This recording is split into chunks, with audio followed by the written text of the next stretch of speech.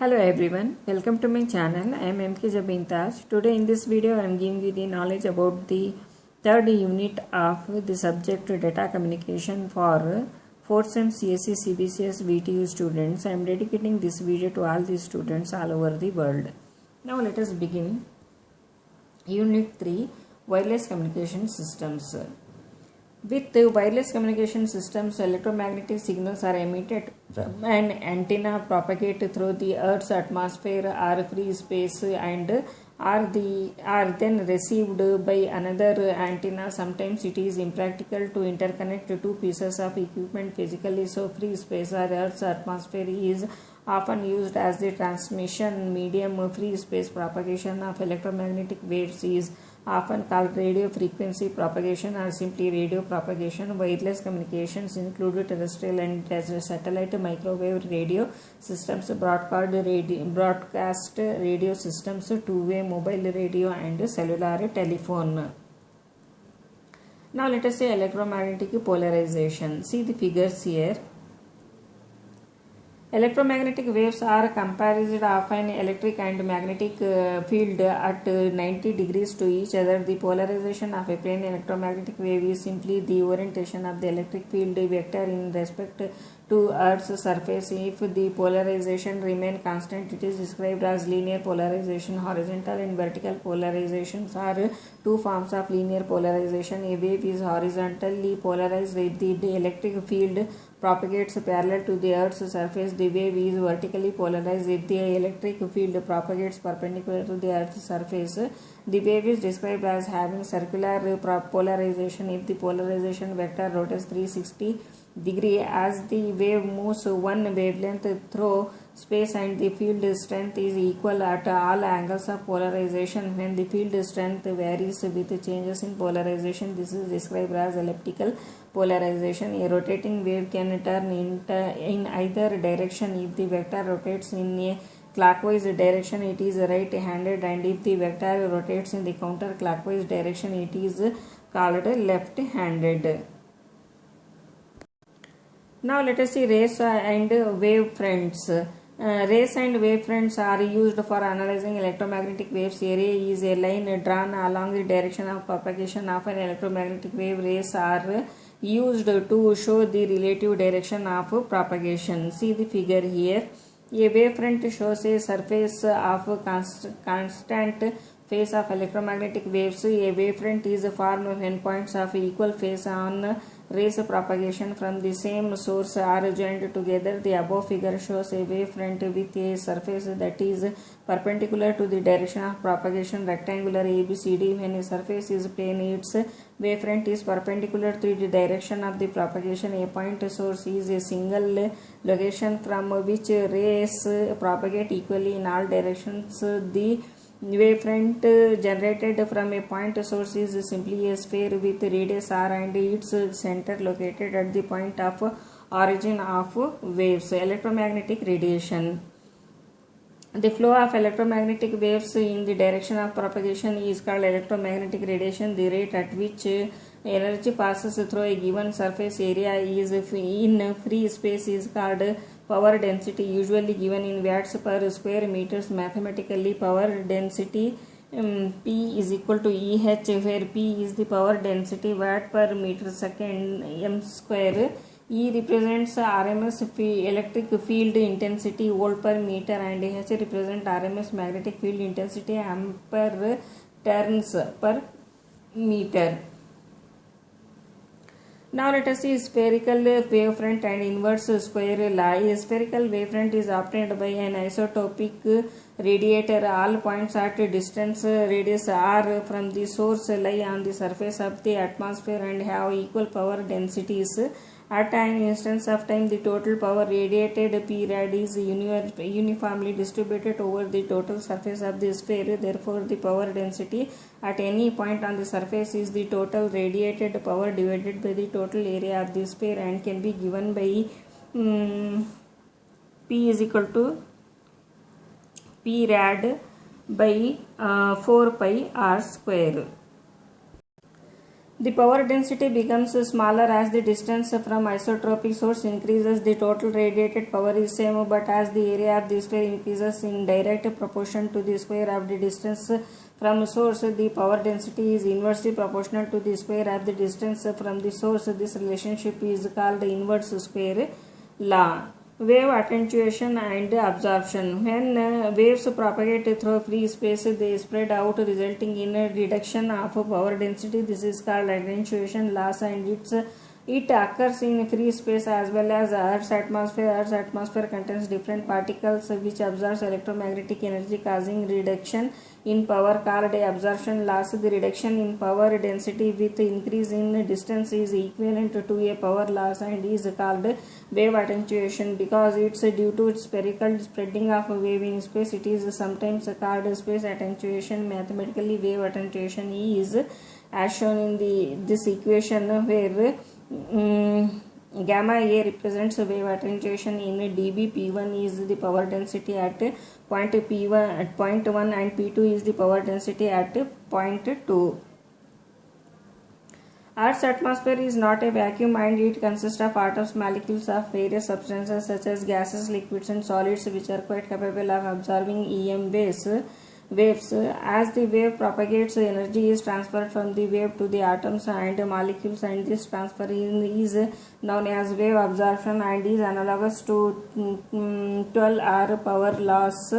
Once absorbed, energy is lost forever and causes reduction in the power density. Optical properties of radio waves. The free space behavior of propagation is altered by optical effects such as refraction, reflection, diffraction and interference refraction. Electromagnetic refraction is the change in the direction of an electromagnetic wave as it passes obliquely from one medium to another medium with a different density refractive index. See the figure here. Whenever a ray passes from a less dense to more dense medium, it is effectively bent towards the normal. Conversely, whenever a ray passes from more dense to less dense medium, it is effectively bent away from the normal. The angle of incidence is the angle formed between the incident wave and the normal, and the angle of refraction is the angle formed between the refracted wave and the normal. Snell's law states that, see the equation here, where theta 1 theta 2 are the angles of incidence and refraction, and n1 and n2 are the refractive indices of the material 1 and material 2. Refraction also occurs when a wave front propagates in a medium that has a density gradient that is perpendicular to the direction of propagation. The following figure shows wave front refraction in Earth's atmosphere, which has gradient refractive index. The medium is more dense near the bottom and less dense near the top. Therefore, ray traveling in the upper layer of the atmosphere travels faster than ray traveling on near Earth's surface. Consequently, the wave front tilts downwards. The tilting occurs in a gradual fashion as the wave progresses. Reflection. Electromagnetic wave reflection occurs when an incident wave strikes a boundary of two media and some or all of incident power does not enter the second material. The following figure shows the electromagnetic wave reflection at a plane boundary between two media. Because all the reflected waves remain in medium 1, angle of reflection equals the angle of incidence. The ratio of the reflected to incidence power is expressed as this equation. For perfect conductors, this is equal to 1 and all incident powers is reflected. Reflection also occurs when the reflective surface is irregular. When an incident wavefront strikes an irregular surface, it is randomly scattered in many directions. Such a condition is called diffuse reflection, whereas reflection from a perfectly smooth surface is called specular reflection. Now let us see diffraction. Diffraction is defined as the modulation or redistribution of energy within a wavefront when a density it passes near the edge of an opaque object. Diffraction is the phenomenon that allows light or radio waves to propagate around corners. Huygens principle states that every point on a given spherical wavefront can be considered as a secondary point source of electromagnetic waves from which other secondary waves are radiated outwards. Huygens principle is illustrated as shown in the figure. The first figure shows the normal wave propagation considering an infinite plane. Each secondary point source radiates energy outwards in all directions, but the wavefront continues in its original direction rather than spreading out because cancellation of the secondary wavelets occur in all directions except straight forward. Therefore, the wavefront remains plane. When a finite plane wavefront is considered as in second figure, cancellation in random directions is incomplete, so the wavefront spreads out or scatters. This scattering effect is called diffraction. The third figure shows diffraction around the edge of the obstacle. It can be seen that wavelet cancellation occurs only partially. Diffraction occurs around the edge of the obstacle, which allows secondary waves to sneak around the corner of the obstacle into what is called shadow zone. Interference. Radio wave interference occurs when two or more electromagnetic waves combine in such a way that system performance is degraded. Interference, on the other hand, is subject to the principle of linear superposition of electromagnetic waves and occurs whenever two or more waves simultaneously occupy the same point in the space. See the figure here. In the above figure, it can be seen that at point X, the two waves occupy the same area in space. However, wave B has travelled a different path than wave A, and therefore their relative phase angles may be different. If the difference in distance travelled is an odd integral multiple of 1/2 wavelength, reinforcement takes place. If the difference is an even integral multiple of 1/2 wavelength, total cancellation occurs. Terrestrial propagation of electromagnetic waves. Electromagnetic waves traveling within Earth's atmosphere are called terrestrial waves, and communication between two or more points on the Earth is called terrestrial radio communications. There are three modes of propagation: EM wave within Earth's atmosphere, ground wave propagation, space wave propagation, and sky wave propagation. See the figure here. Ground wave propagation. Ground waves are the electromagnetic waves that travel along the surface of the Earth and are also called as surface waves. Ground waves must be vertically polarized, and the changing electric field induces voltages in Earth's surface, which cause currents to flow that are very similar to those in the transmission line. Ground waves are attenuated as they propagate because of the presence of resistance and dielectric losses in the Earth's surface. Ground waves propagate best over a surface that is good conductor, such as salt water, and poorly over dry desert areas. Also, losses in ground waves increase rapidly with frequency. Ground wave propagation is limited to frequencies below 2 MHz. The following figure shows the ground wave propagation because of the Earth's gradient density. Ground wave propagates around the Earth, remaining close to its surface. See the figure. The frequency and the terrain over which the ground wave propagates has to be selected carefully to ensure that the wavefront does not tilt excessively and simply turn over, lie flat on the ground, and cease to propagate. Ground wave communication is commonly used for ship-to-ship and ship-to-shore communication, for radio navigation, and for maritime mobile communications. Space wave propagation. It includes radiated energy that travels in the lower few miles of the Earth's atmosphere. Space wave include both direct and ground reflected waves. See the figure here. Direct waves travel essentially in a straight line between transmit and receive antennas, and this propagation with direct waves is commonly called line of sight transmission. Direct space wave propagation is limited by the curvature of the Earth. Ground reflected waves are waves reflected by Earth's surface as they propagate between transmit and receive antennas.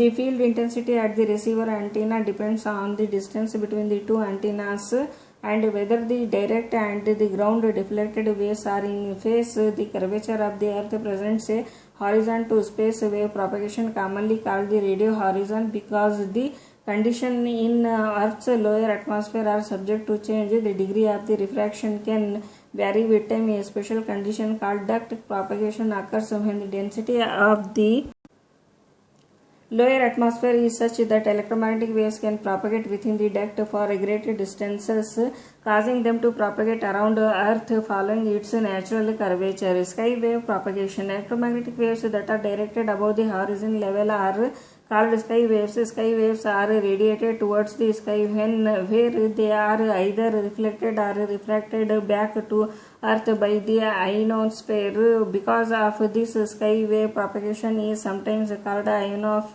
ionospheric propagation. The ionosphere is the upper portion of the Earth's atmosphere and is located approximately 50 km to 400 km above Earth's surface. Because of the ionosphere non-uniform composition and its temperature and density variations, it is satisfied. Essentially, three layers make up the ionosphere and are shown as below. See the figure here. All three layers of the ionosphere vary in location and in ionization density with the time of the day. The ionosphere is most dense during times of maximum sunlight. Because the density and location of the ionosphere vary over time, the effects it has on electromagnetic radio wave propagation also vary. Skip distance. The skip distance is the distance from the transmitter to the point where the sky wave first returns to the earth.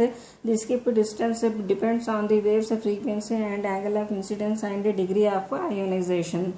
See the figure. The skip zone is a zone of silence between the point where the ground wave becomes too weak for reception and the point where the sky wave is first returned to earth. The size of the skip zone depends on the extent of the ground wave coverage and the skip distance. When the ground wave coverage is great enough or the skip distance is short enough that no zone of the silence occurs, there is no skip zone. Now let us see free space path loss. In telecommunication, free space path loss is the loss in signal strength of an electromagnetic wave that would result from a line of sight path through free space with no obstacles nearby to cause reflection and or diffraction. With free space path loss, no electromagnetic energy is actually lost. It merely spreads out as it propagates away from the source, resulting in lower power density. It's also referred to as spreading loss, which occurs simply because of the inverse square law. Spreading loss is the function of distance from the source and the wavelength of the electromagnetic wave. Mathematically, free space path loss is proportional to the square of the distance between the transmitter and receiver and also proportional to the square of the frequency of the radio signal. See the equations below. Now let us say microwave communication systems. So microwaves are generally described as electromagnetic waves with frequencies that range from approximately 500 MHz to 300 GHz. Because of their high frequencies, microwaves have relatively short wavelengths. Microwave systems are used for carrying long distance voice, telephone service, metropolitan area networks, wide area networks, and the internet. There are different types of microwave systems operating over distances that vary from 15 miles to 4,000 miles in length. Intrastate or feeder service microwave systems are generally classified as short haul because they are used to carry information for relatively short distances, such as between cities within the same state. Long haul microwave systems are those used to carry information for relatively long distances, such as interstate and backbone route applications. Microwave radio systems capacities range from less than 12 voice grade telephone circuit to more than 22,000 voice and data channels. Advantages of microwave radio communication. Radio systems do not require a right of way acquisition between stations. Each station requires the purchase or lease of only a small area of land. Because of their high operating frequencies, microwave radio systems can carry large quantities of information. High frequencies mean short wavelengths which require relatively small antennas. Radio signals are more easily propagated around physical obstacles such as water and high mountains. Microwave systems require fewer repeaters for amplification. Distance between switching centers are less. Underground facilities are minimized. Minimum delay times are introduced. Minimal crosstalk exists between the voice channels. Now let us see disadvantages of radio systems. The electronic circuits used with microwave frequencies are more difficult to analyze. Conventional components such as resistors, inductors and capacitors are more difficult to manufacture and implement at microwave frequencies. Microwave components are more expensive. Transit time is a problem with microwave devices. Signal amplification is more difficult with microwave frequencies. Now let us say microwave radio link. The following figure shows a simplex microwave radio link. The transmitter includes a modulator, mixer and microwave generator and several stages of amplification and filtering. The modulator may perform frequency modulation or some form of digital modulation such as PSK or QAM. The output of modulator is an intermediate frequency carrier that has been modulated or encoded by the baseband input signal. The baseband signal is simply the information. The mixer and microwave generator combine to perform frequency up conversion through a non-linear mixing. The up converter is to translate IF frequencies to RF microwave frequencies. See the figure below. The receiver consists of a radio frequency amplifier, a frequency down converter and a demodulator. The RF amplifier and the filter increase the received signal level so that the down converter can convert the RF signals to IF signals. The demodulator can be for FM, PSK or QAM. The output of demodulator is the original baseband information signals. Microwave radio repeaters with systems longer than 40 miles or when geographical abstractions block the transmission path, repeaters are needed. The microwave repeater is a receiver and transmitter placed back to back in the system. See the figure here. The repeater station receives a signal, amplifies and reshapes it and then transmits it to the next repeater or terminal station down the line from it. A terminal station is simply a station at the end of the microwave system where information signals originate and terminate. Now let us say satellite communication systems. A satellite is a celestial body that orbits around a planet. In other terms, a satellite is a space vehicle launched by human that orbits Earth or another celestial body.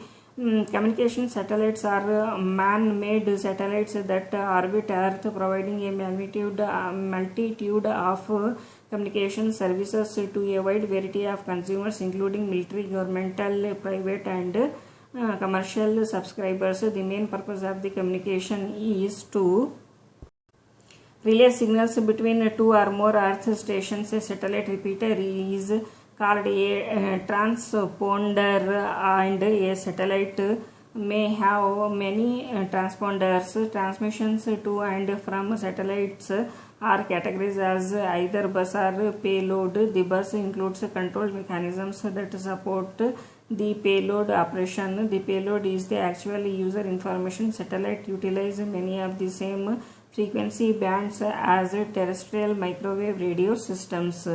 Satellite elevation categories. Satellites are generally classified as having a low Earth orbit, medium Earth orbit or geosynchronous Earth orbit. LEO satellite operate in the 1 GHz to 2.5 GHz frequency range. Main advantage is that the path between Earth stations and space vehicles is much lower, thereby resulting in lower transmit powers, smaller antennas and less weight. Example is Motorola satellite based mobile telephone system Iridium. MEO satellites operate in the 1.2 GHz to 1.67 GHz frequency band and orbit between 6,000 miles and 12,000 miles above Earth. Example is DOTS satellite-based global positioning system NavStar. Geosynchronous or geostationary satellites operate primarily in the 2 GHz to 18 GHz frequency spectrum with orbits 20 to 300 miles above the Earth's surface. The orbit is a circular pattern with an angular velocity equal to that of the Earth and have an orbital time of approximately 24 hours. Now let us see satellite orbits and orbital patterns. Satellites are classified as either synchronous or non-synchronous. Synchronous satellites orbit Earth above the equator with the same angular velocity as Earth and therefore appear to be stationary and remain in the same location with respect to a given point on Earth. Non-synchronous satellites rotate around Earth in circular or elliptical pattern as shown below. In circular orbit, the speed of the rotation is constant. With elliptical orbits, the velocity of the satellite is greatest when satellite is closest to Earth. The point in a elliptical orbit farthest from Earth is called the apogee, and the point on the orbit closest to Earth is called perigee. If satellite rotation is in the same direction on Earth's rotation with angular velocity greater than that of the Earth, the orbit is called prograde or posigrade orbit. If it's in opposite direction with angular velocity less than that of Earth, then it's called a retrograde orbit. Non-synchronous satellite revolve around in a prograde orbit, resulting in the change of position continuously in respect to the fixed position on Earth. So expensive and complicated tracking equipment is needed to locate and log the antennas on to the satellite track. Out of infinite number of orbital paths possible, only 3 are used for communication. Satellites inclined, equilateral or polar. When satellites orbit the Earth either in a circular or elliptical orbit, the satellite orbit forms a plane that passes through the center of the gravity called geocenter of the Earth. See the figure here. Inclined orbits are virtually all orbits except those that travel directly above the equator or directly above the north and south poles. The angle of inclination is the angle between the Earth's equator plane and the orbital plane of the satellite, measured counterclockwise at the point in the orbit where it crosses the equilateral plane from south to north, and this point is called ascending node. If it's passing from north to south, it is called descending node. Angle of inclination vary between 0 degree and 90 degree. The line joining both these nodes through the center of the Earth is called line of nodes. An equatorial orbit is when the satellite rotates in an orbit directly above the equator, usually in a circular path with an equatorial orbit. The angle of inclination is 0 degrees. All geosynchronous satellites are in equatorial orbits. A polar orbit is when the satellite rotates in the path that takes it over the north and south poles in an orbital pattern that is perpendicular to the equatorial plane. The angle of inclination of the satellite in a polar orbit is nearly 90 degrees. 100% of the Earth's surface can be covered with a single satellite in a polar orbit. Satellites in polar orbits rotate around Earth in a longitudinal orbit while Earth is rotating on its axis in a latitudinal rotation. Out of infinite number of orbital paths possible, only 3 are used for communication. Satellites inclined, equilateral or polar. When satellites orbit the Earth either in a circular or elliptical orbit, the satellite orbit forms a plane that passes through the center of the gravity called geocenter of the Earth. See the figure here. Inclined orbits are virtually all orbits except those that travel directly above the equator or directly above the north and south poles. The angle of inclination is the angle between the Earth's equator plane and the orbital plane of the satellite, measured counterclockwise at the point in the orbit where it crosses the equilateral plane from south to north, and this point is called ascending node. If it's passing from north to south, it is called descending node. Angle of inclination vary between 0 degree and 90 degree. The line joining both these nodes through the center of the earth is called line of nodes.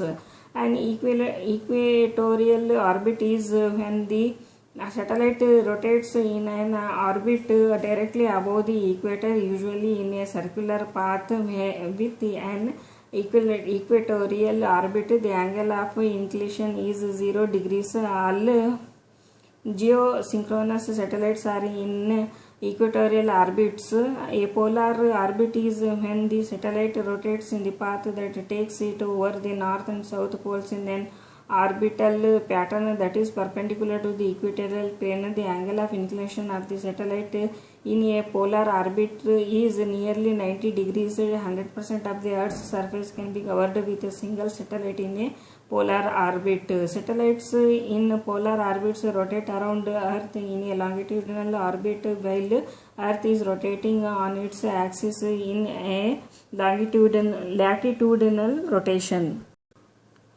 Satellite look angles. The two angles have to be determined to ensure that Earth station antenna is pointed directly at the satellite. The azimuth and the elevation angle, both of them together, are referred to as look angles. With geosynchronous satellites, the look angles of the Earth station antennas need to be adjusted only once, as the satellite will remain in the given position permanently except for minor variation. The pin on the surface of the Earth directly below the satellite is used to identify its location in the satellite point, and for geosynchronous satellites, SSP must fall on the equator.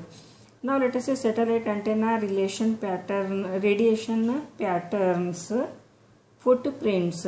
The geographical representation of area on Earth eliminated by the radiation from the satellite's antenna is called footprints, or sometimes a footprint map. In essence, a footprint of the satellite is the area on the Earth's surface that the satellite can receive from or transmit to. The shape of the satellite's footprint depends on the satellite's orbit path, height, and the type of antenna used. The higher the satellite, the more of the Earth's surface it can cover. The radiation pattern from a satellite's antenna is sometimes called beam. The smallest and the most directive beam is called a spot beam, followed by the zonal beams, hemispherical beams, and earth beams. Satellite multiple accessing arrangements. Satellite multiple accessing implies that more than one user has access to one or more transponders within a satellite's bandwidth allocation. The three most commonly used multiple accessing arrangements are frequency division multiple accessing, time division multiple accessing, and code division multiple accessing. See the figure here. Frequency division multiple accessing is a method of multiple accessing where a given RF bandwidth is divided into smaller frequency bands called subdivisions.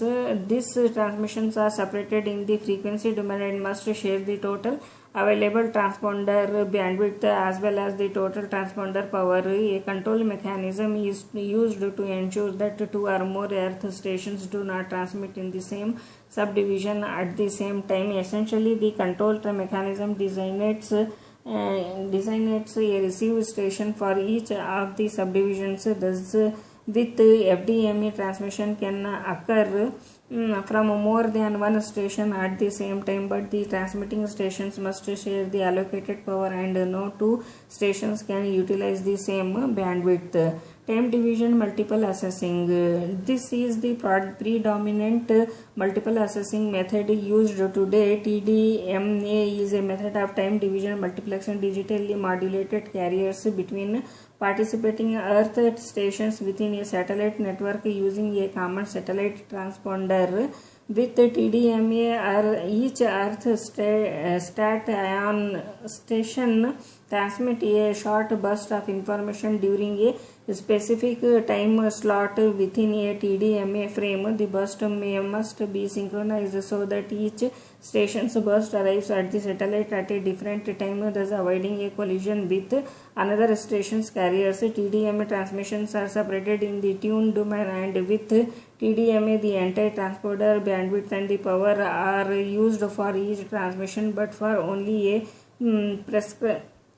prescribed interval of time. Thus, with TDMA, transmission cannot occur from more than one station at the same time. However, the transmitting station can use all the allocated power and the entire bandwidth during its assigned time slot. Code division multiple accessing. CDMA is based on the use of modulation technique known as spread spectrum. Users are separated both by frequency and time. See the figure here.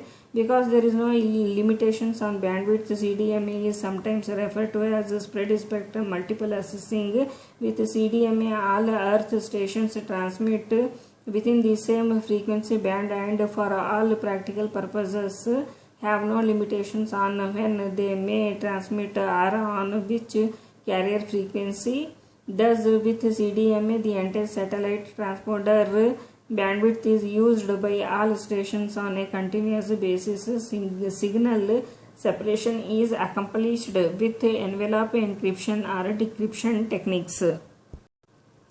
Comparison. In both FDMA, TDMA, only one subscriber at a time is assigned to a channel. No other conversion can access this channel until the subscriber's call is finished or until the original call to be handed off to a different channel by the system. Voice data tends to be burst in nature, so much of the time no data is being sent over the channel. This inefficiency tends to limit the capacity of the system. The above drawbacks are overcome in this third technique, in which the users are spread across both frequency and time in the same channel. This is a hybrid combination of FDMA and TDMA. For example, frequency hopping may be employed to ensure during each successive time slot the frequency bands assigned to the users are recorded in random manner. An important advantage of CDMA over FDMA and TDMA is that it can provide for secure communication.